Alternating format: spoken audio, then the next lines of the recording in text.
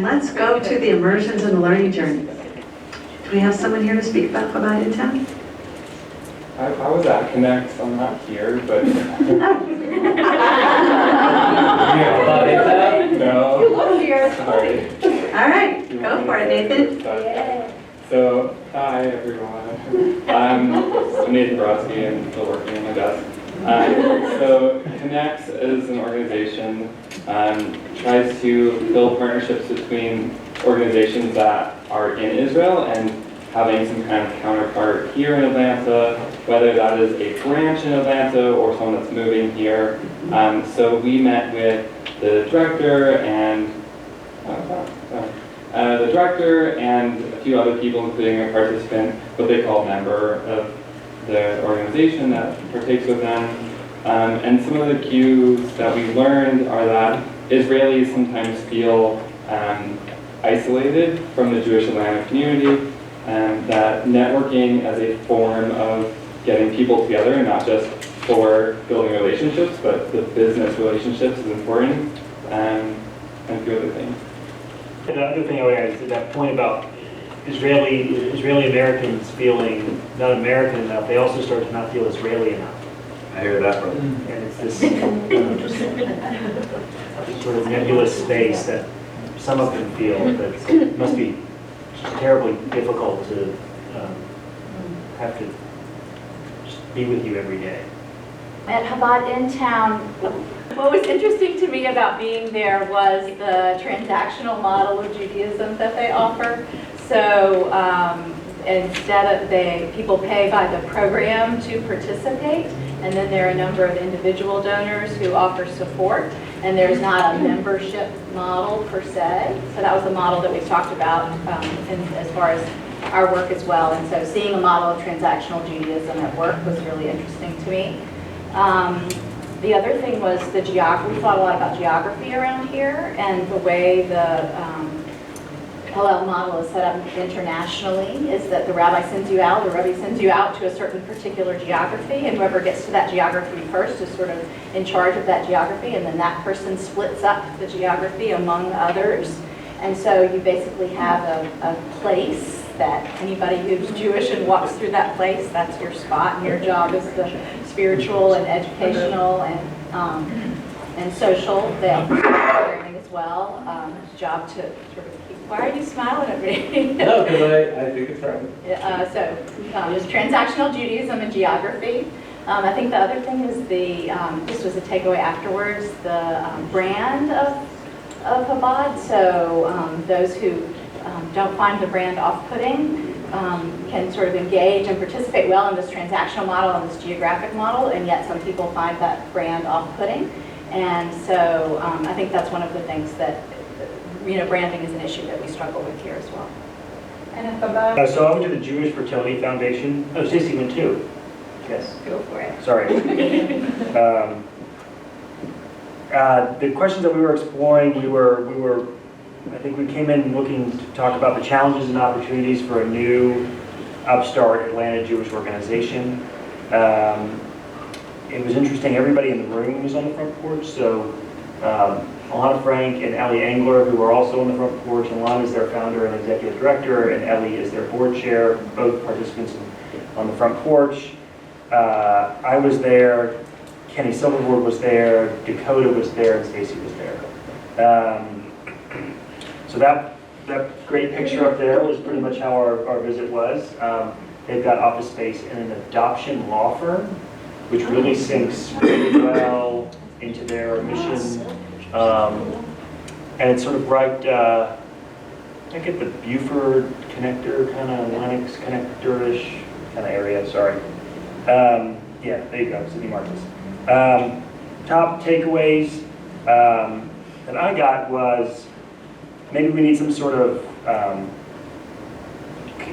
communal consultative support for both startups and for like middle-aged organizations as they engage on strategic planning. They like paid for a lawyer to help them file their 501c3s, which apparently like you don't really need to do. And that was just like a huge cost for them right at the beginning. And something as simple as, and we sort of they found out afterwards that There is apparently somebody who helps out with that in the Jewish community, but obviously not well enough advertised. They went like super niche. So they help families that that are not able, or the language, I'm going to struggle with the language, and we had a conversation about language, but they're like super niche with families that want to have a child, and that's just like what they do. So those are the two kind of takeaways that we got. I went to that scene with 3 other people, and we met with Dr. D, who's actually also part of Porch, and the admissions director. Some takeaways, I actually did it based on the takeaway earlier, but I asked a lot about the budget. So 85% of their budget is from tuition, and they spend 80% of their budget on salaries. And they said that they do not, their endowment is $3 million, which is only $150,000 a year, which is a drop in the bucket of what they need to be making. They said in a lot of other organizations they're making $100 million, but it's a way bigger endowment, and so they're able to give a lot of scholarships, but not a large amount.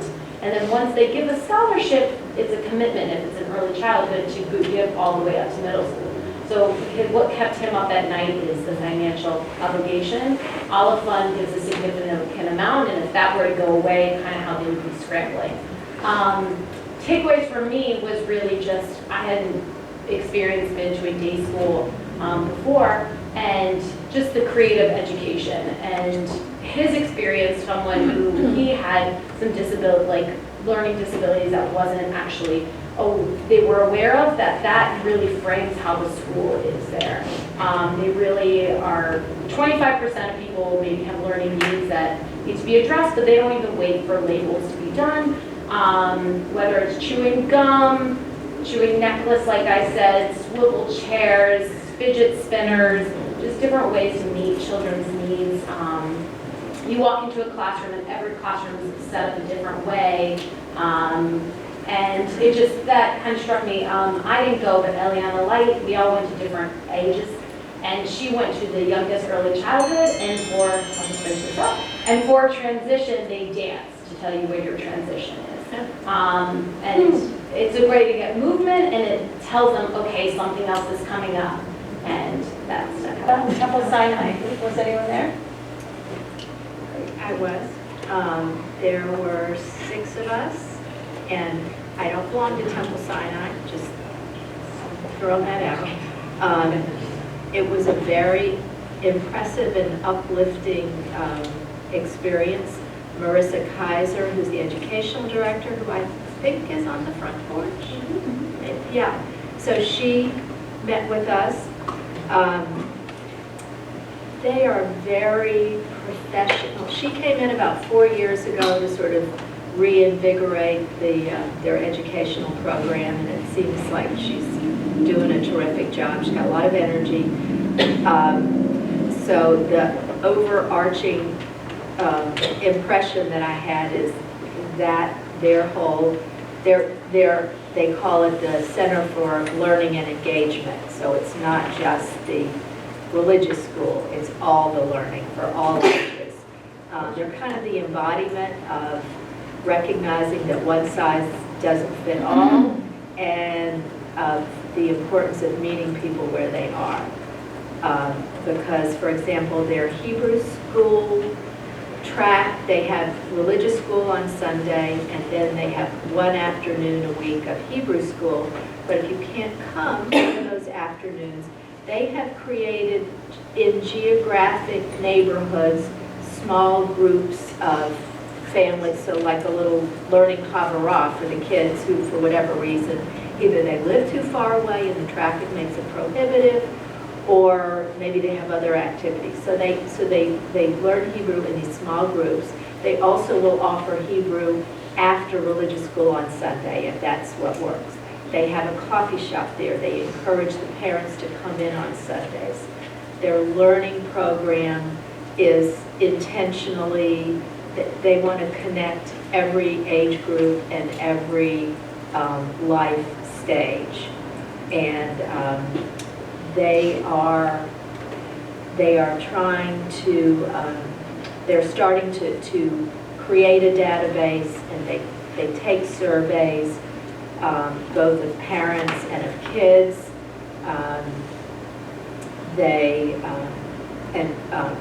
Rabbi Levenberg came in and talked to us a little bit as well. He says they are resisting the tendency to judge their success by head count alone, rather than with reference to the quality of the experience. And they just see building community and a pathway for ongoing relationships as sort of the foundational key to a vibrant Jewish life. I'm feeling in my kishka, I like to say. I feel like if conservative Judaism used to be like this center, and then the two poles were, Orthodox or Reform, the organizations that are thriving are the ones now that are far on the poles. Or the strong Orthodox, they're doing okay, and the further Reform you go, if you kind of look at the temple and at Temple Sinai, and they're growing, and maybe the AA synagogue is shrinking, and Jewish kids group is now trying to attract people who, it doesn't matter, will accept you, intermarriage, whatever Jewish you are, you're a Jew. These are the places that are thriving, and it's on the poles that are thriving, and in the middle where I think our institutions had been, or maybe we're not playing in the right little It's like politics. sandbox. One table, I attended the one table immersion along with 6 other people. It was a Zoom call. And we met with Shira Hahn, who is the Atlanta Hub manager, and was very instrumental to bringing one table to Atlanta. So one table, for those of us who don't know or are not nearly as familiar, it's basically a startup, more or less, that their whole mission is to reinvigorate the Shabbat dinner experience. So they're kind of very strict as far as who is allowed to host dinners. So the idea is if you are a 20 or 30-something-year-old before having had children, you're allowed to become a host. And you can host private dinners, you can host public dinners, and Shira kind of shared with us their website and kind of walked us through how hosts are able to set up their dinners. They create profiles, and so if a dinner is public, you are allowed to just kind of basically click and be asked to be invited to be a guest. And through that mechanism is kind of how they build community. So if I'm interested in attending Stacy's Shabbat dinner, for instance, I can go on as a potential guest, ask for a seat at her table, and she could then kind of talk to me, interface with me, get to know me, so that by the time I get to her dinner, I'm no longer a stranger. I'm like a part of this community. And kind of that's how they build community. So unlike other more, online community building spaces, One Table sort of takes that online interaction and community building and brings it into real life. So you're not just interfacing with Stacy the host, back and forth forever. You're actually getting to attend the dinner and then making those kinds of connections. And unlike a lot of organizations, they're very intentional about their mission just being about the dinners. So they're not in the business of post-engagement strategy. You come, you create your own dinner experience with you and literally other people at your table. And whatever resources you wish to be connected to after that, you ask there. So it's very much a proactive, empowering, like you are creating your own Shabbat experience, you are creating your own Jewish community in essence. And what I particularly like about that model is that it sort of follows this yes and. So yes, you can be a member of your synagogue, you can be super engaged in the Jewish community, but then you can also not. So it doesn't matter who you are, what kind of your point of entry into the Jewish community, come as you are, you experience this evening with people, and that's how you form your community. We had Rabbi Joshua Ratner, who's the director of advocacy for JLens. JLens is basically, it's a fund. It raises money to invest, and it's part of a fast-growing movement that kind of merges investing in philanthropy. It's known by a lot of different things, but socially responsible investing, value-based investing. impact investing, and it is also a spectrum where it can take the form of sort of just screening how you, so I'll take one step back. I always go back to 30, 40 years when private foundations, let's say you were raising money in your private foundation to cure cancer, but you were invested in Philip Morris. So, and there was decades where you just accepted that, right? Because that was part of the strategy for making money that you could then, address. But at some point they realized, and it started with these foundations, that there needs to be sort of very intentional thought into how the investments that are expected to return, right? So that's what distinguishes it from a charitable gift, where the returns are a little more amorphous. You actually have an expectation of some kind of return. How those can be an expression of your values. And so Rabbi Ratner, who sort of spoke, took it further back than 4 years. He went back all the way to Maimonides, who talks about sort of the different levels of tzedakah, and how when you die, when you're at the pearly gates, the thing that they ask is sort of, did you conduct your business right ethically? And it really does speak to Jewish values. So fast forward several centuries, and Julie Hammerman, who established J-Lens, was a person with a long, very good track record in the investment space. Went to Wexner in San Francisco, and upon graduating, wanted to combine her experiences and her Jewish values, and so she created J-Lens. And J-Lens basically is there to leverage its experience as a fund holder, as a shareholder in several large publicly traded organizations, to make sure that the values that make us Jews are in front of these boards of these publicly traded organizations, because that in the end is sort of where the pressure points are. And more recently, they have been leveraging this opportunity to counter increasing pressure in the BDS movement to when certain companies are targeted by outside forces because of their existing or perceived relationship to Israel. J-Lens goes in and provides a voice that up until that point was not heard in the socially responsible investment space. So it's a very exciting area, it's fast growing, and so from my takeaways are that immediately afterwards we had some people come up and say, when are we getting involved in this? And I think there's a tremendous amount of energy and excitement.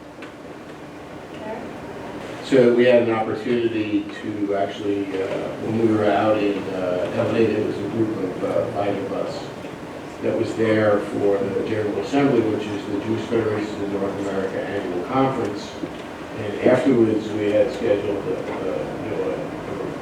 5 or 6 hour day as a learning journey inside the Los Angeles Federation. And so we met with the CEO, the CFO, a couple of their development people, a couple of their planning people.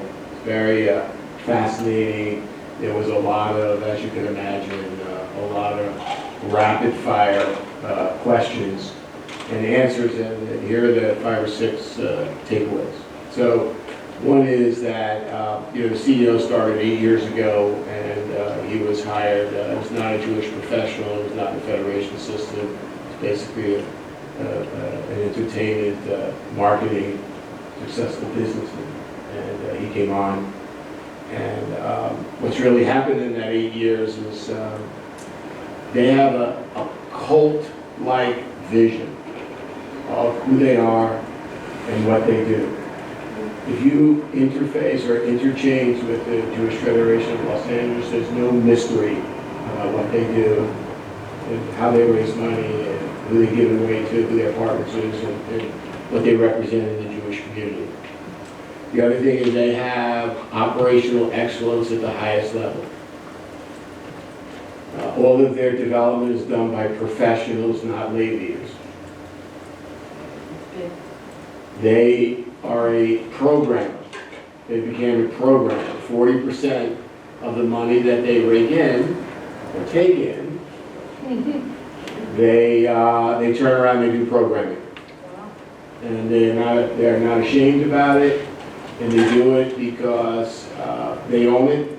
It's part of their brand.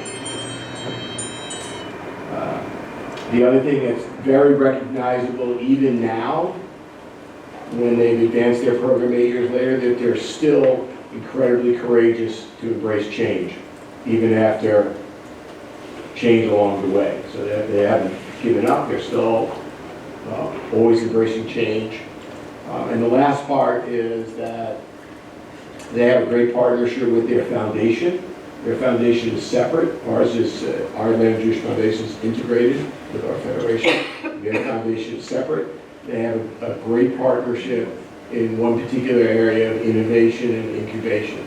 And they partner to go out into the community and find new ideas, new programs, new 501(c)(3)s that are currently maybe in place that need revenue, or startups that they help with to the tune of between $2 and $2.5 million a year. And just as a background, the Federation is 500,000 Jews, 50 square miles.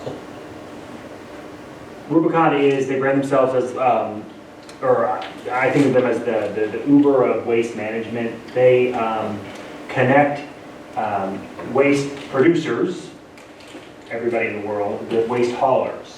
And these are usually the mom and pop waste haulers, not the three bigs of waste hauling in the country. There's a lot of stuff that I learned. There's a great write-up that I wrote on Basecamp. But the biggest thing that I think I'll talk about, and this maybe interplaces interestingly with the one table conversation that we had. We didn't talk about technology one time. So like we think of them as like this really sexy like phone app thing that's going to solve like the world. What they really do is they connect small mom and pop waste haulers with small businesses and small waste producers that do it. It's all about like people connecting with people. And they use a piece of technology to do this, but they are not a technology company. And my big takeaway is if we think that a piece of technology, a community calendar, an app, or whatever is going to solve any of our problems, we're kidding ourselves. It's a means to an end. It cannot be an end. And I'll stop at that because there are a lot of stuff there. I was there, and the vision that I kept having is Chabad is to Judaism what Rubicon is to trash and marketing. The people that work there, some are empowered, some are not empowered. They all feel that they're empowered, and they're all passionate.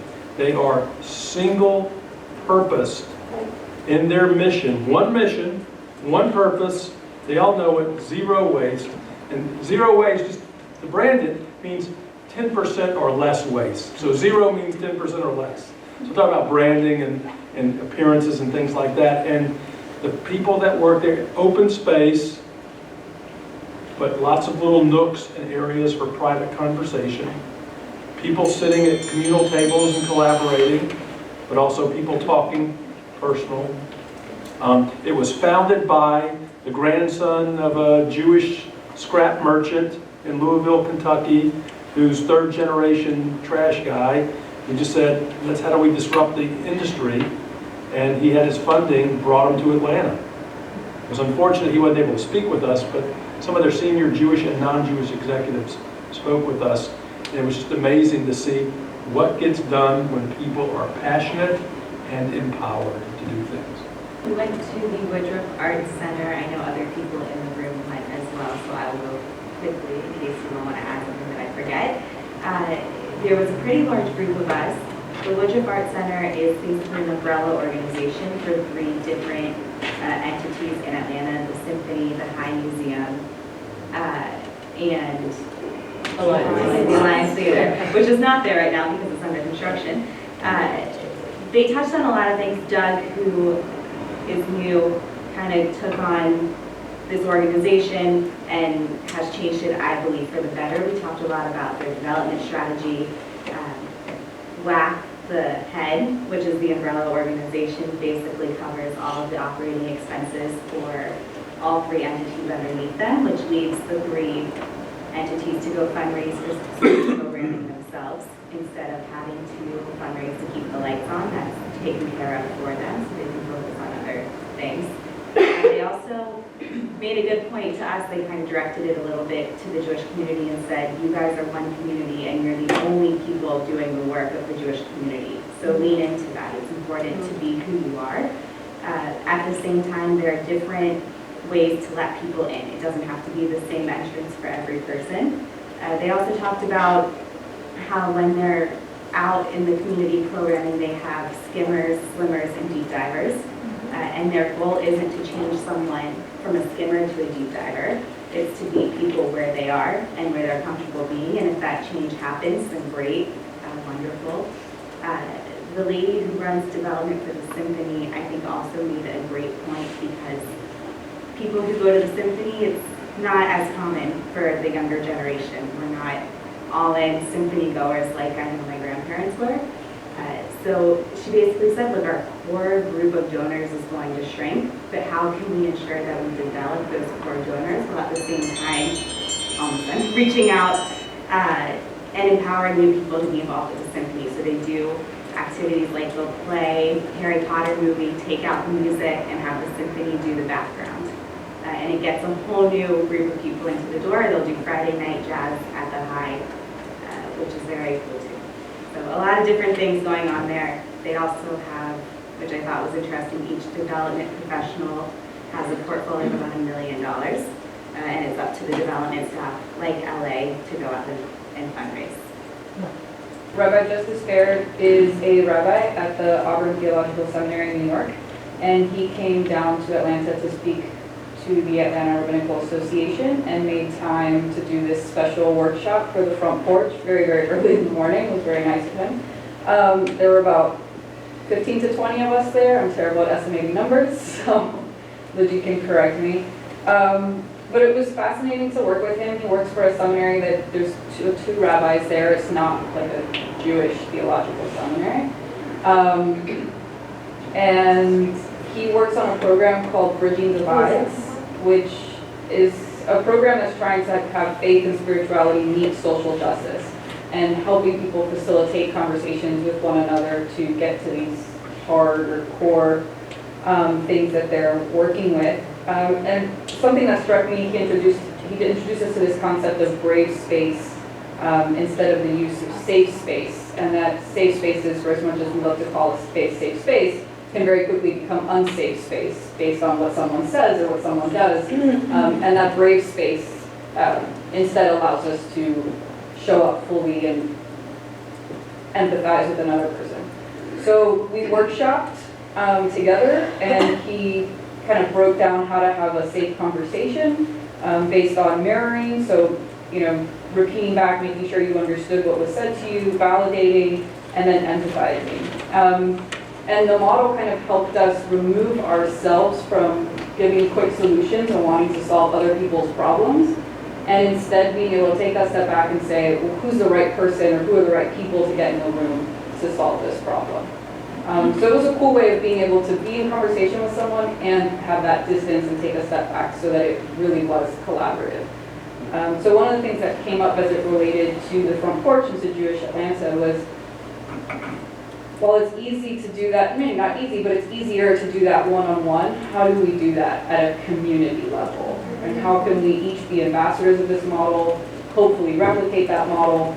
But when you're talking about groups of communities talking to each other, it's a lot harder to be able to do that.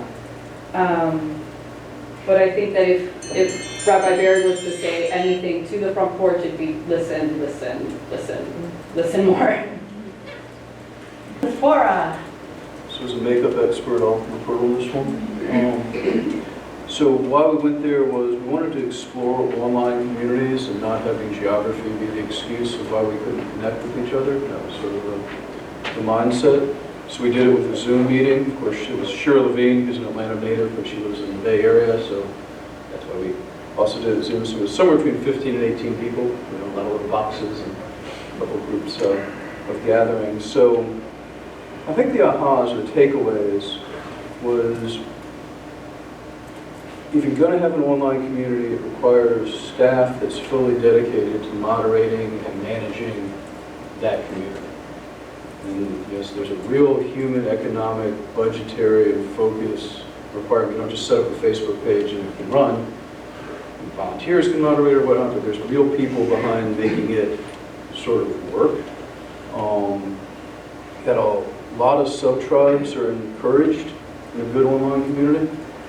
She had 42. Her most recent one was teenage boys who wear makeup, and it was very small, but it was a thing moving forward, and their philosophy is if two people want to get together to cover it, and it's somewhere within our sphere, makeup, we're going to encourage it. And we'll not nurture it, or we'll live or die, but we're not going to be, this is not part of it. And I'm sure if it was, wearing meat, and it's not part of the makeup, and that's not the right place, so, but, there was a fairly broad, porous type of thing. Very West Coast attitude of fail fast and move on. The internet, although it's permanent, also erases all your mistakes. They just kind of fade down, so just don't sweat it so much, was her recommendation. Have in real life events and virtual events. So it's not enough to just connect digitally. You've got to connect in real life. And so you have to have these moments that people will cross that geography to meet the people that they've been interfacing with online. What they would tell us is old people on the East Coast come on and get with it. Like, why is not online a centerpiece of everything you've been talking about if you want to be about moving forward? What are you doing? Like, she said it in a couple different ways. And her whole concept would have been hashtag beauty is from the inside, which was having a real clear understanding of their customers' beauty comes from the inside, and makeup is an outward expression of that individual. And so there's a lot of that goes on into their world. And I think somebody else was on the Zoom. Yeah, right this way. In fact, not so much on the online piece, but what Sephora does allows you to, instead of having to choose a particular brand of makeup, you can go to one store and get what you want, and that's what we're trying to do, in the Jewish community. Well, if you want to get a parking space for the 9:15 service at Passion City Church, the old Home Depot Expo building, Mammoth building, you have to get there at 8:45. Otherwise, you're going to be in the Lindbergh parking deck taking a shuttle bus. People poured in all morning. There were 5 of us. We were greeted with incredible warmth and sincerity by an army of what they call door holders. They're very intentional about language, and like LA Federation, everyone is on the same page and consistent about how they talk about things. It's not church, it's our house. You're not a volunteer, you're a door holder. And the image that came in the sermon of the door holder, I'm going to get a little Christological on you, is a person who has nail-pierced arms and is in service to Jesus and is a disciple and a sacrificial giver. Volunteers can whip out.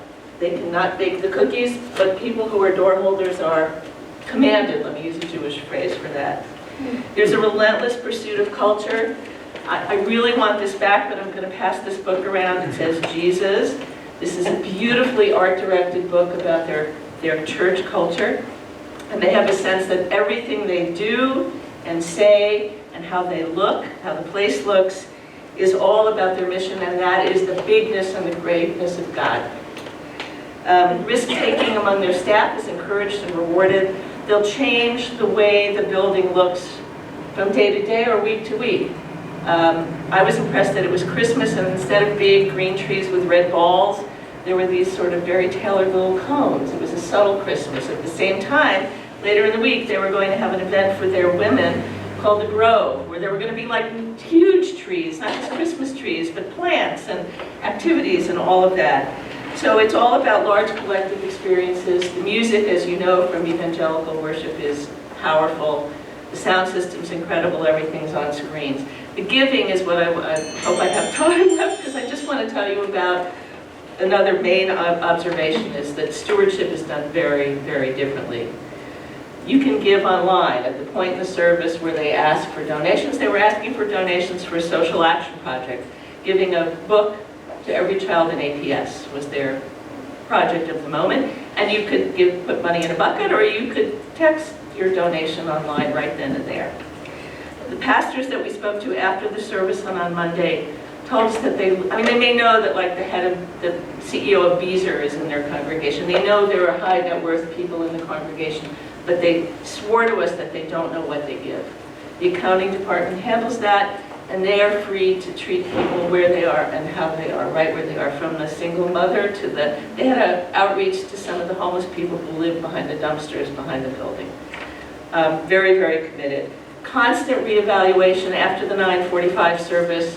People meet briefly to figure out how to tweak it for the 11:45 service, and then there's a 5. There were 6,000 people in the building for the 9:15 service.